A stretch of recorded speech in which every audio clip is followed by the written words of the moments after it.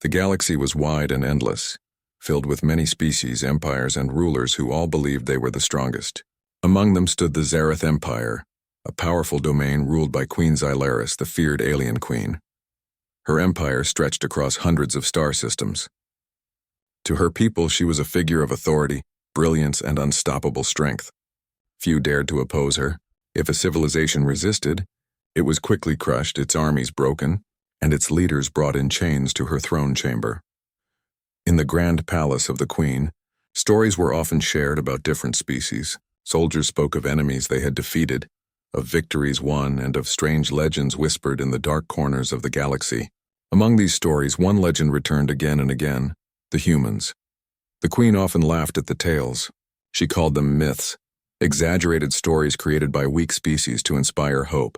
The stories claimed that humans came from a world called Earth, a planet filled with storms, deserts, oceans, and predators so dangerous that even their plants and insects could kill. These stories said that humans survived not because of advanced technology, but because of their endless willpower. They adapted to pain, endured hunger, and fought enemies larger and stronger than themselves. To Queen Xylaris, this was nothing but fantasy. She believed the galaxy exaggerated the qualities of humans because people always loved to believe in heroes. Humans are just another fragile race, she often told her court. Flesh and bone break the same, no matter what world they come from. Her court laughed with her, but not all of them were fully convinced. Some of her older generals had once fought battles where they claimed to see humans stand against overwhelming odds. They spoke of warriors who refused to die, who fought with such determination that even machines failed to match them. But the queen silenced such talk. She ruled by fear and by strength, and no legend would ever overshadow her empire. That was until one day a messenger arrived with urgent news. A human ship had entered the borderlands of the Zareth Empire. It was heavily damaged, barely moving through space. At first, the queen considered it worthless wreckage, but then came the surprising detail. It was not completely destroyed. Inside the ship was a single survivor, a human. Not just any human, but Captain Marcus Hale, a name whispered in military circles across the stars. The reports said Marcus Hale had fought in several wars. He had led small human fleets against stronger enemies and somehow survived. Many species believed him to be a living example of why humans were dangerous, but the queen scoffed. To her, this was a chance to prove once and for all that humans were nothing special. She ordered her fleets to capture the human alive and bring him to her. When Marcus was finally taken from the wreckage, he was badly injured. His uniform was torn and his body carried scars of many battles. Chains were placed around his wrists, and he was brought across the long corridors of the palace, past alien soldiers who looked at him with both curiosity and fear. Even in pain, Marcus did not beg, nor did he lower his head. His eyes were sharp, filled with a fire that unsettled those who looked into them. The throne chamber of Queen Xylaris was a place of beauty and terror. The walls shone with crystals and living vines twisted across pillars. Guards with long spears stood in silence. The queen herself sat upon a throne carved from black stone, her tall figure wrapped in silken armor, her many eyes glowing with cold arrogance. She looked down at the human as if he were no more than a captured insect. "So this is the great warrior of Earth?" the queen said with a laugh. Her voice echoed through the chamber. "This is the legend that weaker races whisper about when they tremble in fear? A broken man chained and bleeding. Truly the galaxy has poor taste in its stories." The court laughed with her. Marcus stood silent, his breathing steady, his gaze never leaving hers. He did not bow and he did not reply. To him, the queen's words were meaningless. He had faced worse than mockery. He had survived battlefields where smoke filled the skies, where friends had fallen around him and where death was always one step away. Compared to that, a throne room filled with laughter meant nothing. The queen leaned forward. "Tell me, human, do you fear me? Do you fear the power of the Zareth Empire?" Still Marcus said nothing.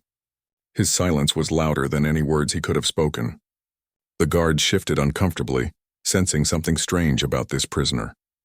The queen's smile faded slightly, but she continued. "I will show the galaxy how weak your kind truly is. I will parade you before my armies. You will be my example of broken legend, the proof that humans are no more than fragile animals." But even as she spoke, Marcus's mind was working. He studied the chamber carefully. His eyes moved from guard to guard, counting weapons and armor. He noted the exits, the distance to the throne, the structure of the walls, and the rhythm of the queen's speech. Every detail mattered. This was not just a throne chamber to him. It was a battlefield waiting to be read. The queen, however, mistook his silence for defeat.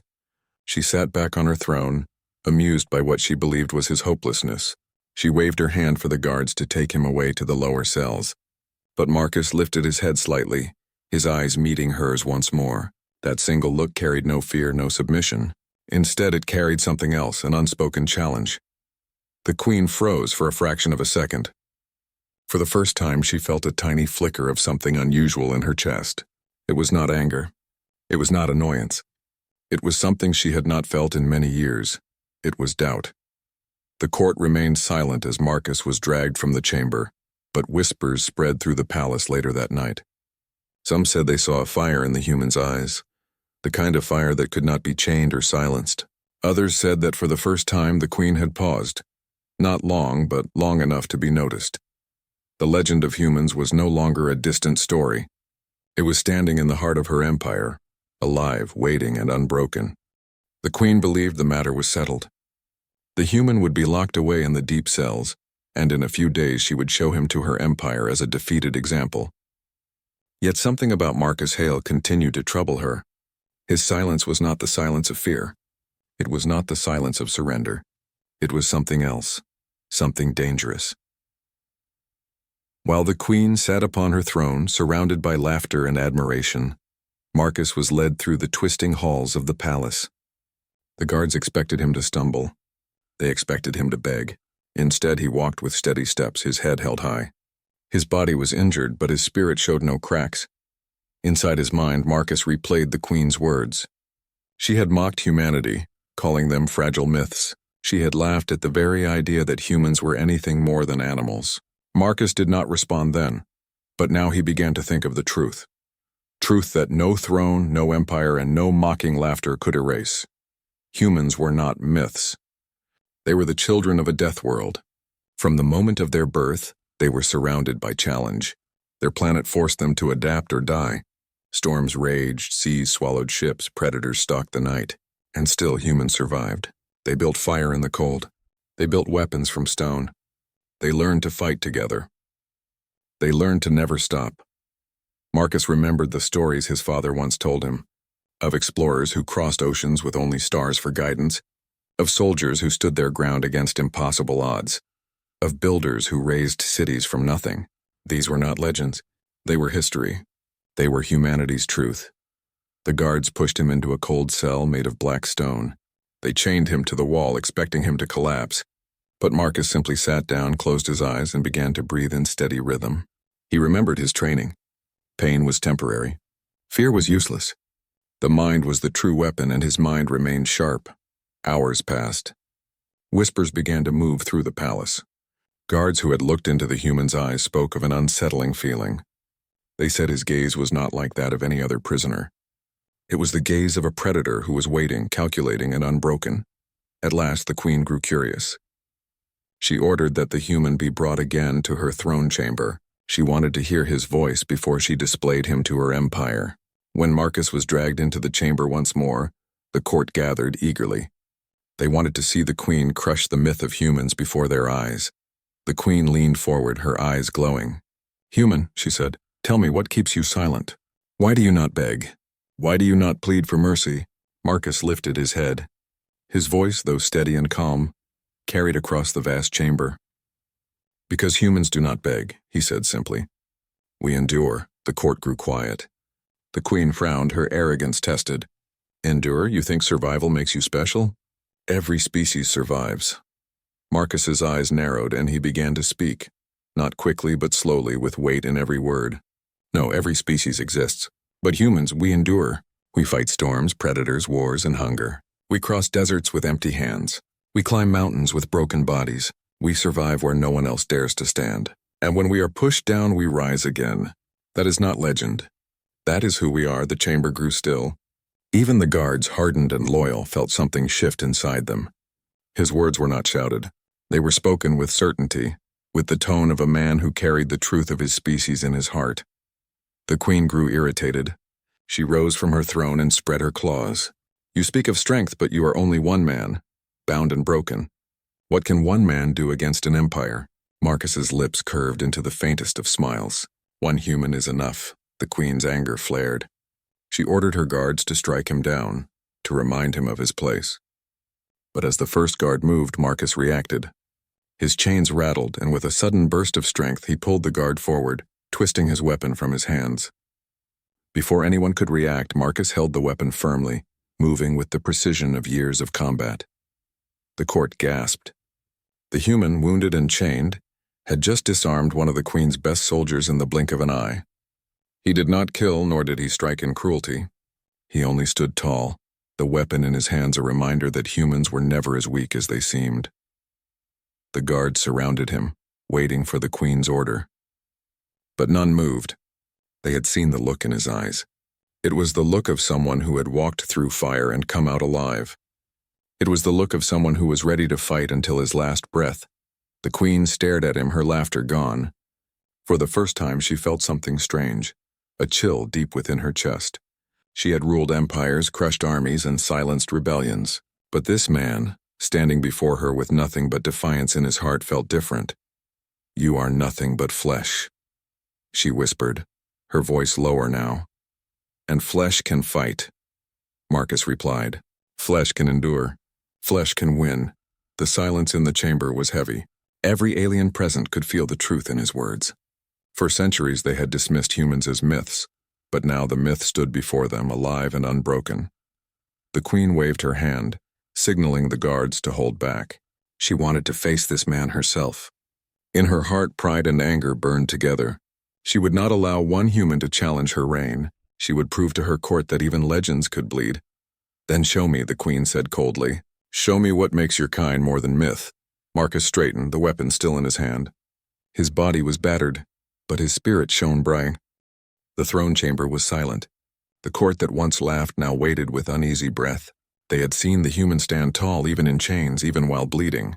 Now the queen herself would test him. Queen Xylaris rose from her throne.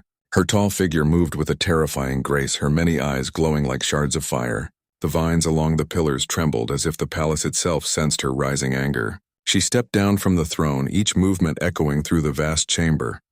"Enough," she declared, her voice sharp and commanding. "No more words. No more talk of myths. You claim humans endure, human warrior. Then endure me." Her court bowed their heads, too afraid to even look directly at her. But Marcus Hale did not lower his gaze. His eyes locked onto hers, unshaken, steady like stone. The weapon he had taken from the guard remained in his hands. Though his body carried wounds, he stood as though the pain did not exist. The queen spread her claws, long and sharp like blades. Her body armor shimmered under the chamber light. She was more than ruler.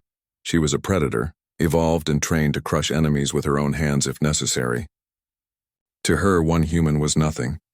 Yet somewhere inside, a faint unease remained. Marcus spoke quietly, but his voice carried across the chamber. "I don't fight for empires. I don't fight for thrones. I fight because I must. That is what humans are.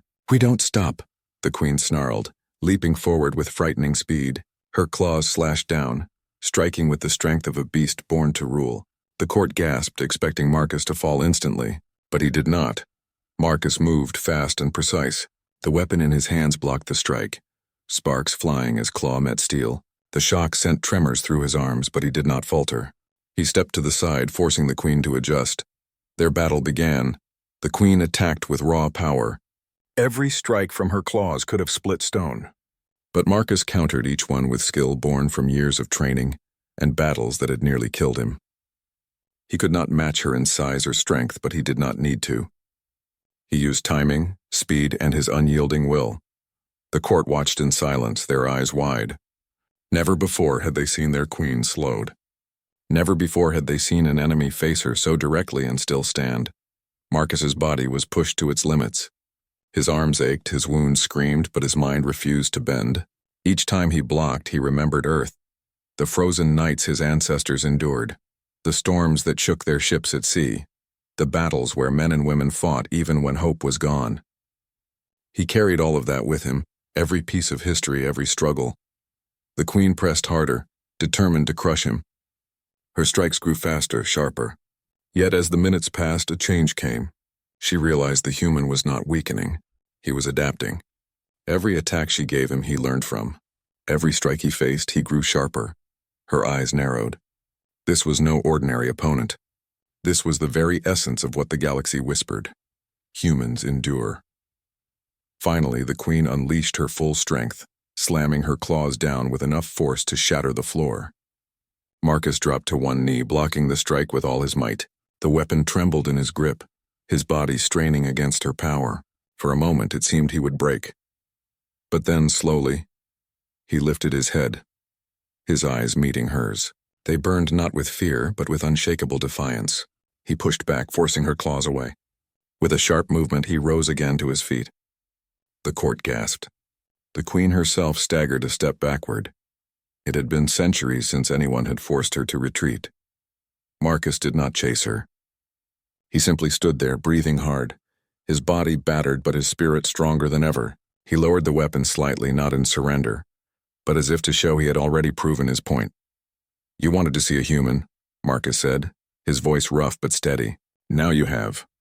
The Queen stared at him, her chest rising and falling, her claws dripping with the dust of shattered stone. She wanted to roar, to strike again, to prove her empire's strength, but she could not. The court had seen it. She had felt it. This human, this one fragile being, had stood before her and had not broken. For the first time in her long reign, she felt something new. Not anger, not hatred, but respect. And hidden deep inside, fear. The court began to whisper. The sound grew louder, echoing against the crystal walls. They whispered of Earth, of humans, of legends no longer dismissed as fantasy. The myth had flesh. The story had truth, and it stood alive in their chamber. Queen Xylaris finally stepped back. Her voice, though still strong, lacked the arrogance it once carried. "You are unlike any creature I have faced. Perhaps your kind are not myths after all." Marcus gave a faint nod. His body swayed from exhaustion, but his spirit was unshaken.